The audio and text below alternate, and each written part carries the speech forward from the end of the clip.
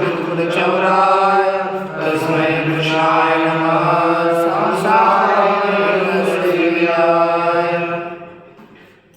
श्री भगवान परमात्मा श्री ज्ञानोबराय जगतगुरु तुकाराम महाराज, शांति ब्रह्म एकनाथ महाराज, आदि पुरुष शंकराचार्य इत्यादि सब संतों के अलौकिक हेतु के कारण करुणाएशी कृपा से न्याय सिद्धांत मुक्तावली का विचार करते हुए इससे पहले पूर्व पक्ष व्याप्ति का विचार पूर्ण हुआ।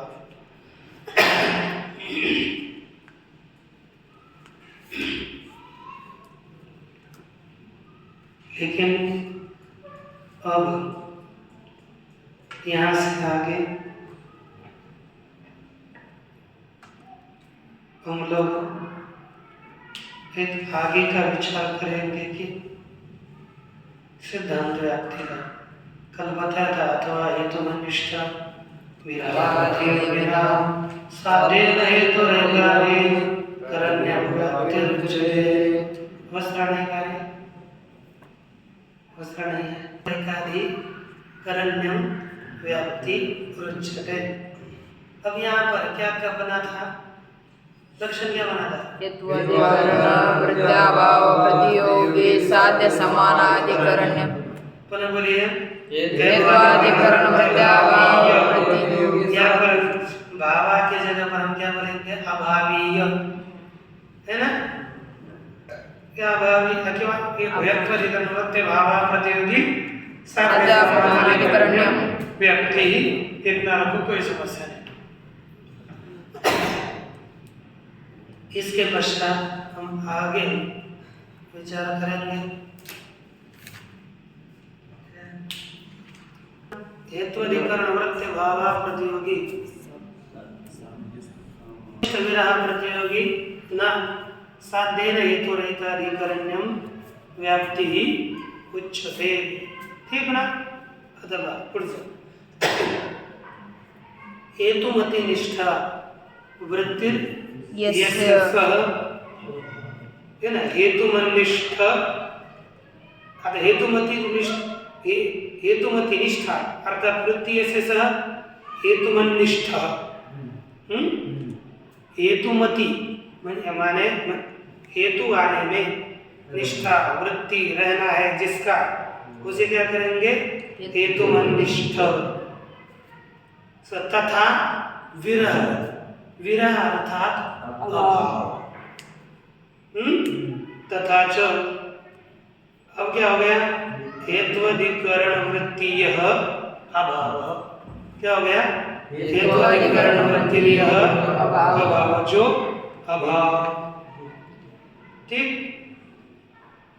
तद अप्रतियोगिना साध्येन, अर्थ क्या है उसके? अप्रतियोगी साध्य के साथ। दूसरा क्या? हेतु हो सामानाधिकरण्य, हेतु का सामानाधिकरण्य। यह अर्थ आपने लिखा था ना, हेतु के अधिकरण में रहने वाला जो अभाव उसका अप्रतियोगी साध्य और साध्य के साथ एक अधिकरण में हेतु का रहना। लेकिन कैसा साध्य? अभाव का अप्रतियोगी। कैसा साध्य? अभाव का प्रतियोगी हुआ तो लक्षण आगे नहीं जाएगा। हेतु के अधिकरण में साध्य का अभाव नहीं रहना चाहिए, साध्य रहना चाहिए। ठीक है ना? तो देखो यहाँ पर एक हेत्वाधिकरण वृत्ति जो अभाव, तद अप्रतियोगी साध्य के साथ हेतु का सामानाधिकरण्य क्या है? व्याप्ति कही जाती है। तो हमें यहाँ देखना है उदाहरण क्या है? पर्वतो वन्यमान धूमा। यहाँ पर हेतु बोलिए धूमः, हेत्वाधिकरणम पर्वतः, तद्वृत्त्यभावः घटाभावः, है ना?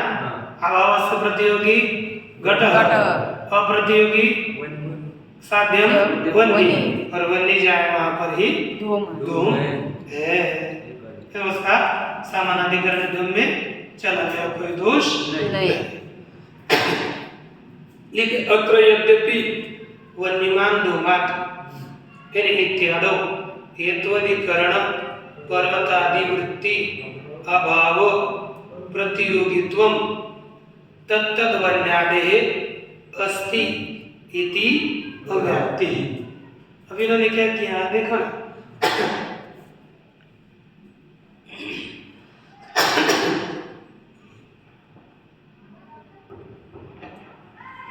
इन्होंने कहा कि वन्नी कितनी है, बहुत है। वन्नी अलग अलग वन्नी है, जैसे पर्वतीय वन्नी, चतुरीय वन्नी, दूसरा चत्वरीय वन्नी, गोष्ठीय वन्नी, पानसीय वन्नी। अब देखो पर्वत में कौन सी वन्नी रहती है, पर्वतीय वन्नी। तो यहाँ पर हेत्वाधिकरण कौन हो गया, लेकिन साध्य तो हमारा सब साध्य ही है ना, साध्य तो सकल वन्नी है, सकल वन्नी है, लेकिन हमें अभाव हम किसी एक का तो ले सकते हैं। तो देखो ये तो धूम, ये तो हो धूम धूम, हेत्वधिकरणम पर्वत, हेत्वधिकरणम पर्वत, क्या हो गया, पर्वत, पर्वत। हेत्वधिकरण हुआ पर्वत, हेतु धूम, हेत्वधिकरणम पर्वत, पर्वत। ठीक, तद्वृत्ति,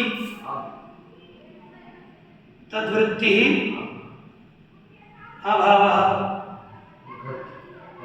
जैसे हमने किसका अभाव लिया, अभाव ने अभाव व्यक्ति देनी है, तद्वृत्ति कौन सा लेंगे हम, तद्वृत्ति मानसीय नास्ति। कौन सा बोलेंगे, मानसीय चतुरीय नसीय वन्निर नास्ति। क्या लिख लिया, मानसीय वन्निर नास्ति, क्योंकि मानसीय वन्य कहाँ रहते हैं, मानस में। उसका भाव कहाँ रहता है, पर्वत में, पर्वत में। मानसीय वन्य पर्वत में नहीं रहती, तो भाव कौन सा हो गया, मानसीय वन्य भाव। ठीक, उस मानसीय वन्य का भाव पर मानसीय वन्य भाव का प्रतियोगी मानसीय वन्य, नसीय वन्य, ये साध्य है कि नहीं, वन्य हमारी साध्य है। तो यहाँ पर अप्रतियोगी साध्य होना चाहिए था, क्या हो गया, प्रतियोगी। साध्य कौन होना चाहिए था, यदि हमें पर्वत में जिसका जिसका अभाव मिलेगा तो उसका क्या होगा, प्रतियोगी होगा। जिसका अभाव नहीं मिलेगा वह अप्रतियोगी। हमारा साध्य कौन होना चाहिए, बोलिए, साध्य कौन होना चाहिए, अप्रतियोगी होना चाहिए, साध्य होना चाहिए अप्रतियोगी। और प्रस्तुत में क्या हो गया, वह प्रतियोगी हो गया। इसलिए क्या हो गई, अतिव्याप्ति, अव्याप्ति हो गई। लक्षण नहीं गया, आगे धक्का ही नहीं, याद है। देखो पुनः सुन, हेतु हेत्वधिकरणम तन्निष्ठा भावः वन्य साध्य है ना, हमारा क्या साध्य क्या होना चाहिए, अप्रतियोगी। तो यहाँ पर क्या हुआ, जिसका अभाव होगा उसको कहते हैं, जिसका अभाव उसको क्या कहते हैं। तो यहाँ पर मानसीय वन्य नास्ति अभाव है, इसका प्रतियोगी क्यों हो गया, मानसीय वन्य, और प्रतियोगी वन्य ही साध्य है। तो साध्य क्या हो गया, क्या हुआ, प्रतियोगी हुआ।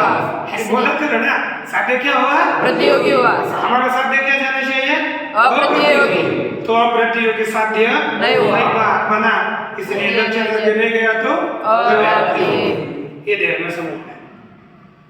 देखो देखें, अत्र यहाँ पर यद्यपि वन्यमान धूमात् इस स्थल में हेत्वधिकरण कौन पर्वत, उसमें वृत्ति अभाव प्रतियोगित्व, तो अभाव का प्रतियोगी तत्तद वन्यादेर अस्ति। इसलिए क्या हो रही है, अव्याप्ति। क्योंकि प्रतियोगी हो गए, साध्य अप्रतियोगी नहीं बना। हमें साध्य कैसा चाहिए? अप्रतियोगी, क्योंकि हेत्वाधिकरण वृत्ति अभाव का अप्रतियोगी साध्य होना चाहिए। प्रस्तुत में क्या हो गया? प्रतियोगी हो गया, इसलिए अव्याप्ति। अब यहाँ इतना ही है, प्रतियोगी होगी तो अव्याप्ति, अप्रतियोगी तो लक्षण समन्वय है ना। अप्रतियोगी साध्य हो गया, आगे लक्षण समन्वय, इतने में ही चलेगा। आगे तो सामान्यीकरण में देखने की आवश्यकता नहीं। यदि साध्य पर्वतीय वन्य लेंगे तो साध्य पर्वतीय वन्य थोड़ी, साध्य तो वन्य है ना। साध्य अपना क्या है? शुद्ध वन्य है। स्थल लिया था हमने, पर्वतो वन्य मान दो, यहाँ पर साध्य क्या है? पर्वत में वन्य रहती है, इसलिए वो साध्य पर्वतीय क्या वन्य है? हुआ। साध्य क्या है? वन्य वन्य तो वन्य, वो भी वन्य नहीं है, मानसी वन्य है ना। पर्वत में रहती है इसलिए पर्वतीय वन्य लेंगे। ऐसा थोड़ा है। मग आप पर्वतीय वन्य आपको पहले तो पता है, कैसे साध्य बनाओगे आप? साध्य तो वन्य है, साध्य लेंगे तो ऐसा कुछ नहीं है। पर्वतीय वन्य नहीं, हमें सकल साध्य का साध्य में अप्रतियोगी होना चाहिए, प्रतियोगी नहीं होना चाहिए। साध्य में तो सकल साध्य आता है ना, एक वन्य थोड़ा वन्य क्या हो गया? साध्य माने यच्चावत वन्य साध्य होती है। तो हम अभाव किसका लेना है?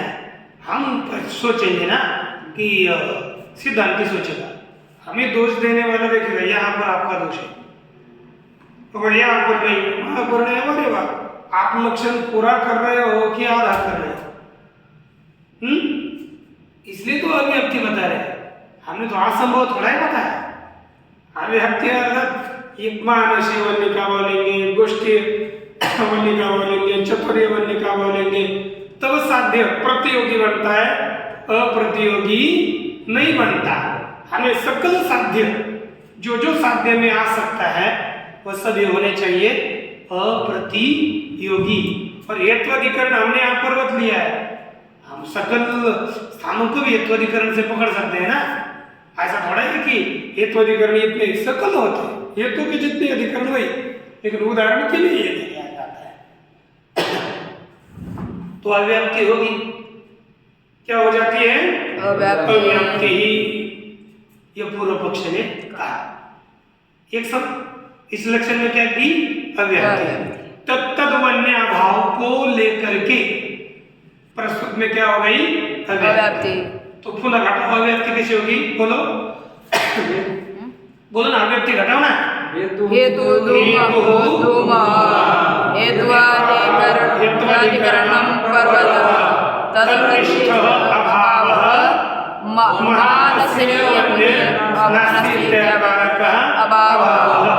अभावस्य प्रतियोगी मानस्य वन्य हो गई।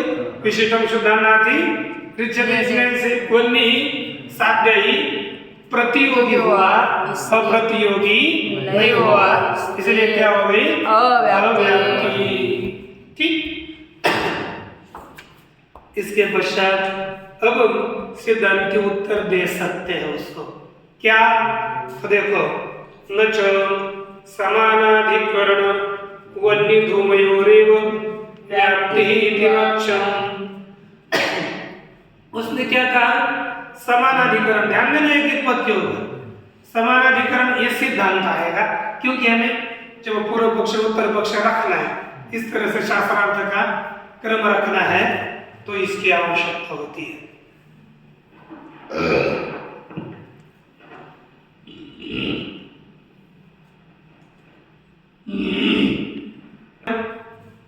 यहां पर एक समानाधिकरण, जैसे पर्वत, वन्य और धूम, चौराहा, वन्य, धूम और मानस इत्यादि। यह कहते हैं कि जैसे मानस पे बना देता हूं, ठीक है नहीं?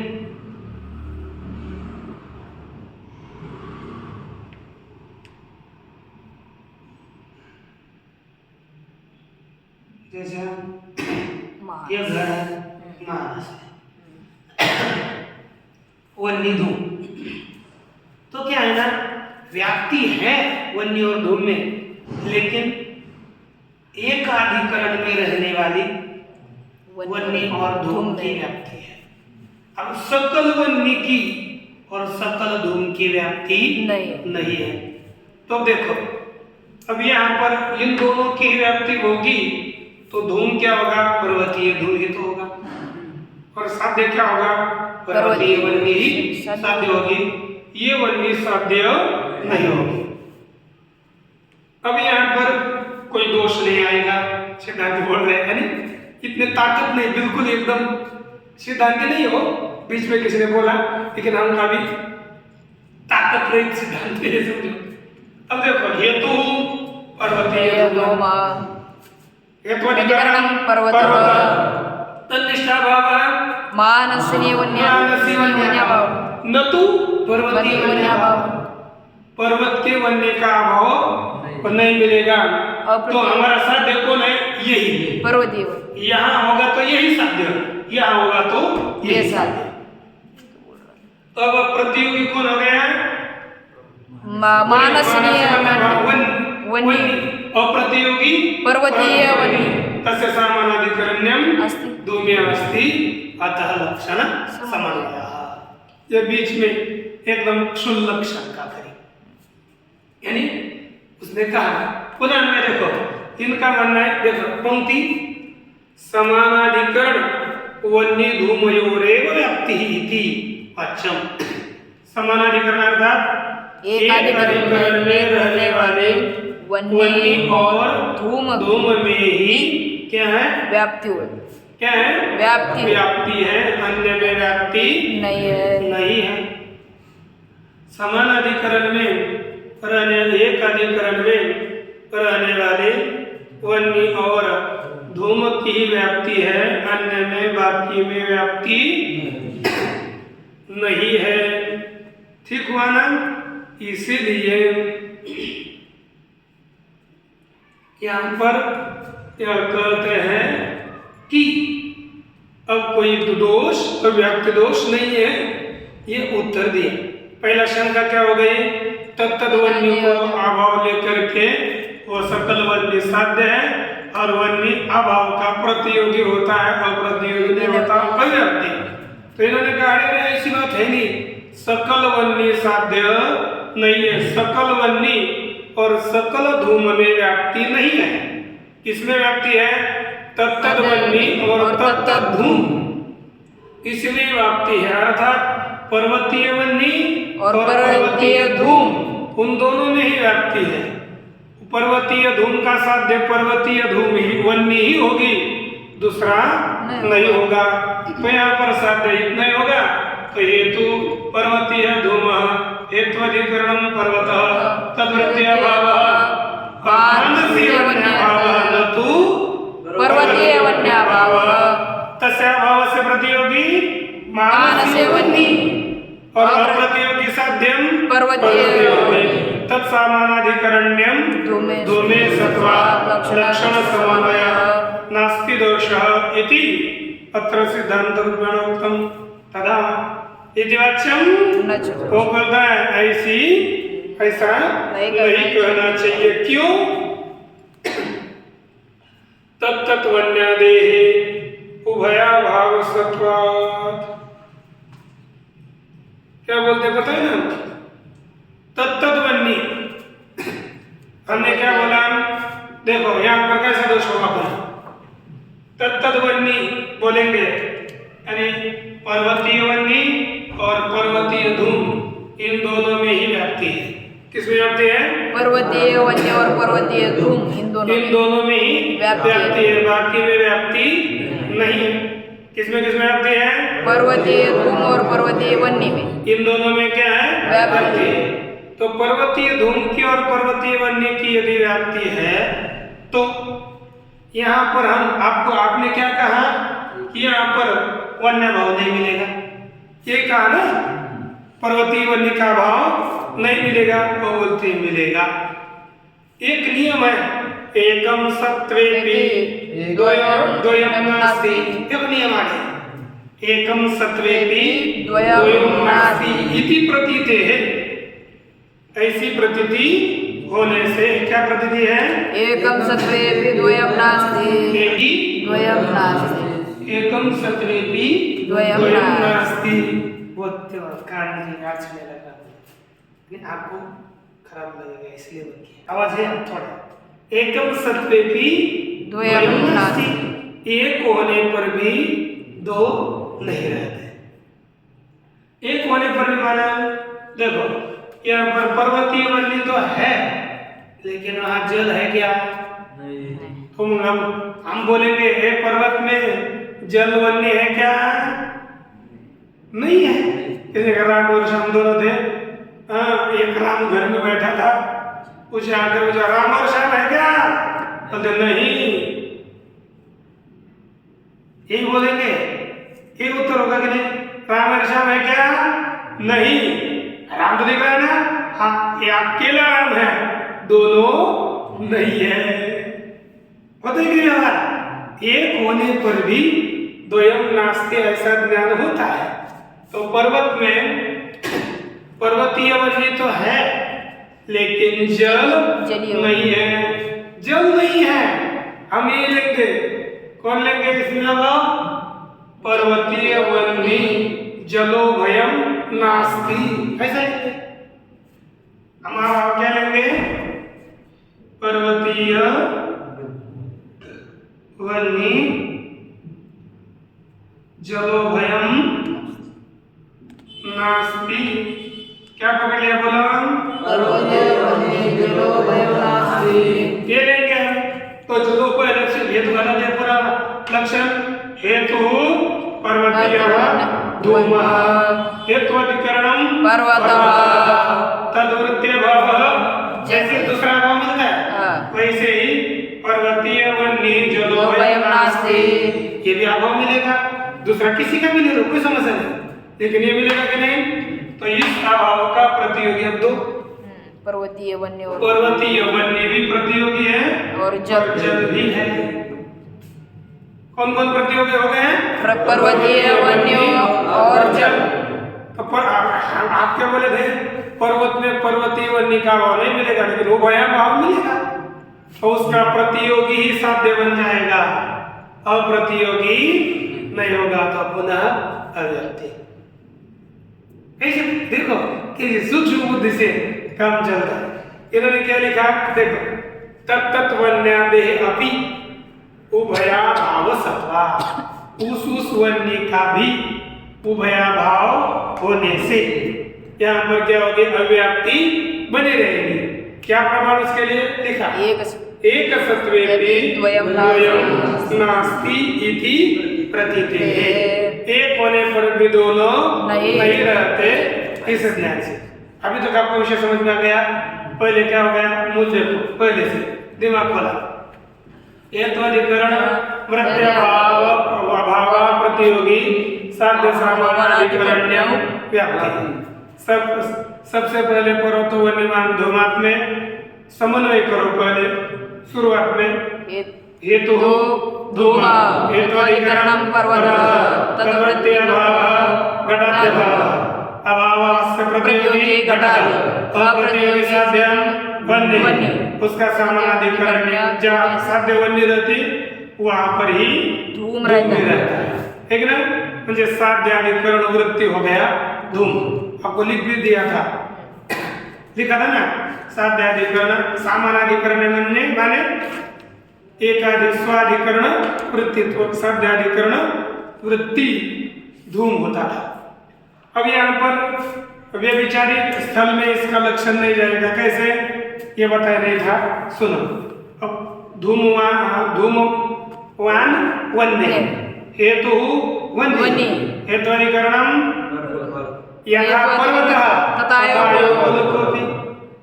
जैसे पर्वत हेत्वाधिकरण सकल लेने है ना, भैया उसके लिए कोई भी ले लो चलता है, लेकिन हेत्वाधिकरणम यथा पर्वतः तथा अयोगोलोकोऽपि।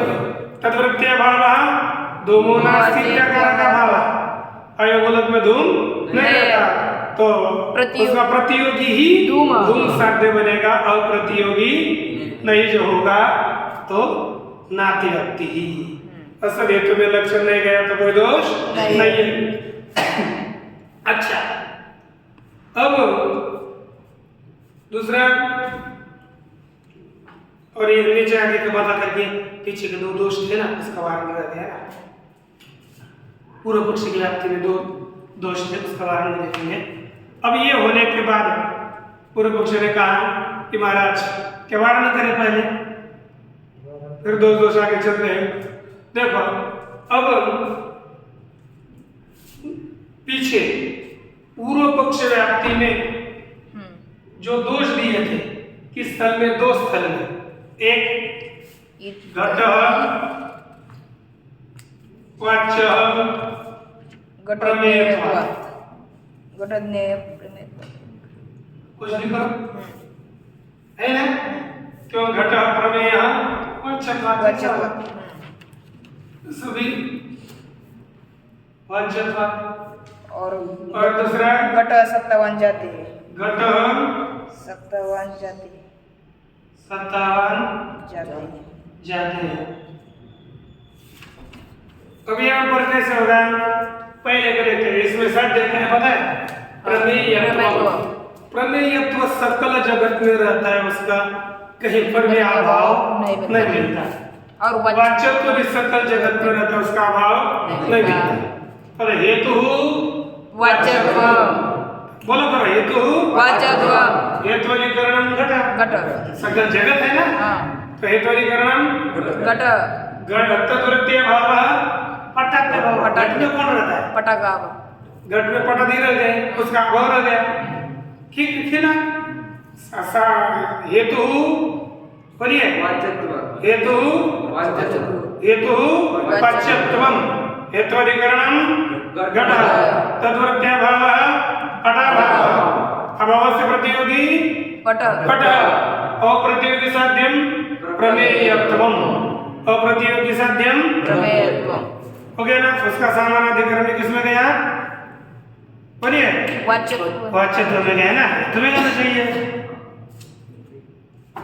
अरे बुद्धि लगाओ जल्दी, फिर आप कैसे ना विचार करो स्वामी जी।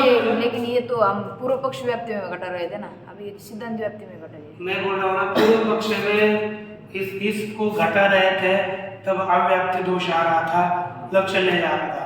अब उस व्याप्ति को छोड़ करके हम सिद्धांत व्याप्ति पकड़ेंगे और कह रहे हैं इस व्याप्ति को पकड़ने पर कोई दोष नहीं है।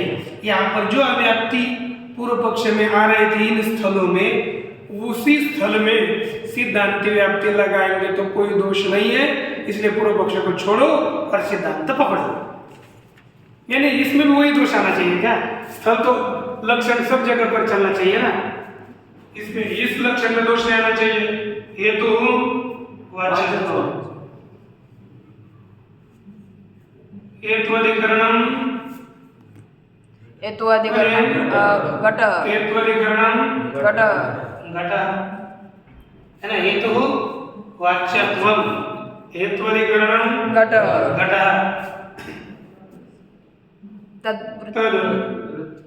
वृत्ति अभाव पटाभाव है ना, पटाभाव, प्रतियोगी पट, प्रतियोगी पट, अप्रतियोगी, प्रतियोगी पट, अप्रतियोगी साध्य, प्रतियोगी साध्यम सत्ता, साध्यम सत्ता, प्रमेयत्वम। हा वाच्यत्व प्रमेयत्वम, अप्रतियोगी साध्य हो गया प्रमेयत्वम, है ना। तस्य अधिकरण, तस्य सामानाधिकरण्यम, वाच्यत्वे, करण्यम, वाच्यत्वे, वाच्यत्वे सत्वात् लक्षण समन्वय, इति लक्षण समन्वय, सातवां लिख सकते हैं, हाँ, लक्षण समन्वय लिख सकते हैं। इस प्रकार लक्षण का समन्वय होगा। कभी देखना कि यहाँ पर प्रमेयत्व है ना, अर्थात प्रमेयत्व अधिकरण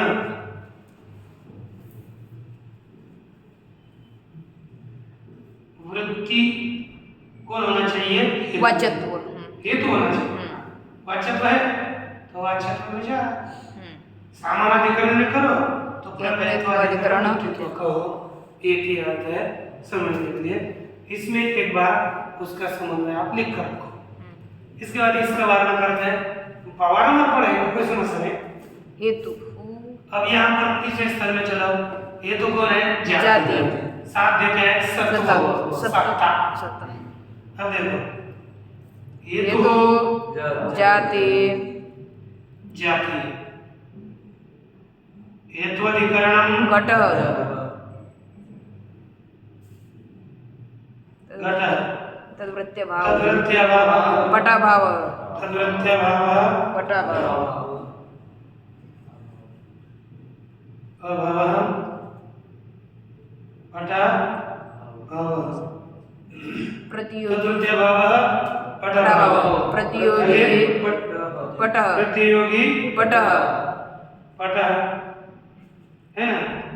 प्रतियोगी कौन हो गया? पट। और दूसरा अप्रतियोगी साध्यम अप्रतियोगी साध्यम साध्यम साध्या सत्ता साध्य रहेगा दादा समझने के लिए सत्वा सत्ता है ना? तत्सामानाधिकरण्यम जातो सत्वत् सामानाधिकरण्यस्य करणस्य जातो सत्वत् जातौ सत्वात् लक्षण समन्वय जातौ सत्वात् लक्षण समन्वय समन्वयः। जाति होने से क्या होता है? लक्षण लक्षण का समन्वय। समन्वय। इस तरह से एक एक करना है।